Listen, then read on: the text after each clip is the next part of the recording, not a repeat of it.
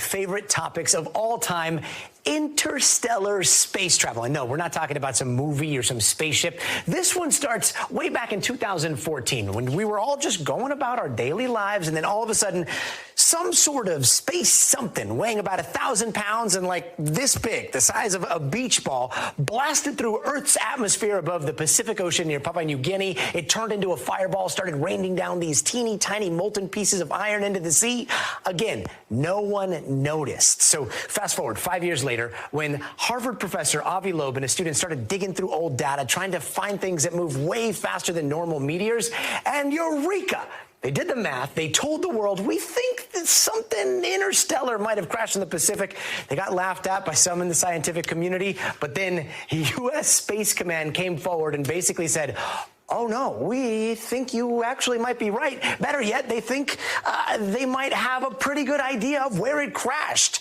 And just like that, the race was on. Professor Avi Loeb convinced a bunch of scientists to set off on a ship. They went out to find this thing in the ocean. They started pulling magnets on sleds along the sea floor, and boom, they came back with 700 tiny balls like that, smaller than BBs, and they sent them off to be analyzed at labs all over the world. And what they found was pretty wild. In particular, some of the samples were enriched or seemed to be enriched in the combination of three elements: uranium, beryllium, and lanthanum. That's an alloy combination that we've never seen on Earth before, or the moon, or even Mars.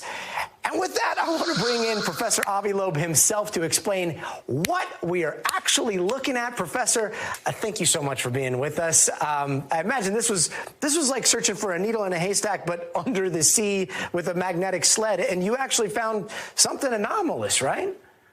Yeah, it's the first time that scientists analyze material from a big object that came from outside the solar system. And it's thrilling. In the sense that, first of all, this object was unusual. It was moving faster than 95% of the stars in the vicinity of the sun. And second, it only disintegrated under extreme stress. So it was tougher than all the space rocks cataloged by NASA over the past decade, 272 of them. So that raised the possibility that maybe it's a Voyager-like meteor. Imagine Voyager that we sent out of the solar system crashing into a planet like the Earth once it exits the solar system, and appearing as a meteor. It would have unusual material strength because it's made of stainless steel. And moreover, it would have an unusual speed because it was propelled by the rocket effect. And so we went out there to see what we find. And amazingly, we found some tiny droplets from the surface of the object when it was exposed to the immense heat from the fireball that it created as it was moving through air.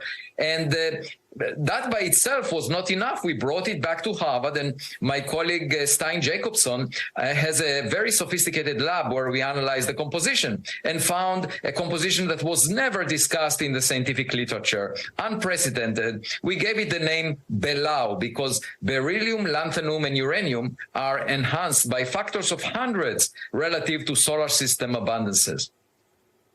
So in the paper, you say this might be from like an exoplanet with a magma-like ocean or maybe like a supernova, or possibly extraterrestrial. You were just talking about that Voyager. I know that's where you get a lot of crap from people in the scientific community. No one bats an eye when you're like supernova or exoplanet, but when you say extraterrestrial, we pay attention. Sometimes you get laughed at by other scientists, but do you think that like that is a total legitimate effort to uncover here? Yeah, definitely a possibility because we launched 5 probes to interstellar space over the past half a century. Voyager 1, Voyager 2, Pioneer 10, Pioneer 11, and New Horizons. So imagine a civilization that had a much longer technological age, and it could have polluted interstellar space with debris, technological debris. This could be just like space trash, you know, and it would accumulate in interstellar space like plastics in the ocean. And we just need to look around us in our neighborhood. We haven't done so until the last decade. So it's a completely new frontier, and there might be low-hanging fruit for us to pick up. So I'm a theoretical physicist, but yet I decided to lead an expedition, an experiment to figure out what this object was made of. And lo and behold, it's made of something we've never seen before. And the next step is to find bigger pieces of it. We might go back on another expedition because you can easily tell the difference between a rock and a technological gadget. The gadget may have buttons on it. Now, Professor Loeb, how do we know that this isn't just, I mean, this is the bottom of the seafloor. The sea is so unexplored. How do you know that maybe like uranium and beryllium just hang out together down on the bottom of the seafloor? Because we also went to control regions that were very far from the meteor location and didn't find those things there, only near the meteor path. And moreover, we found an excess of spherules, these molten droplets, along the meteor path.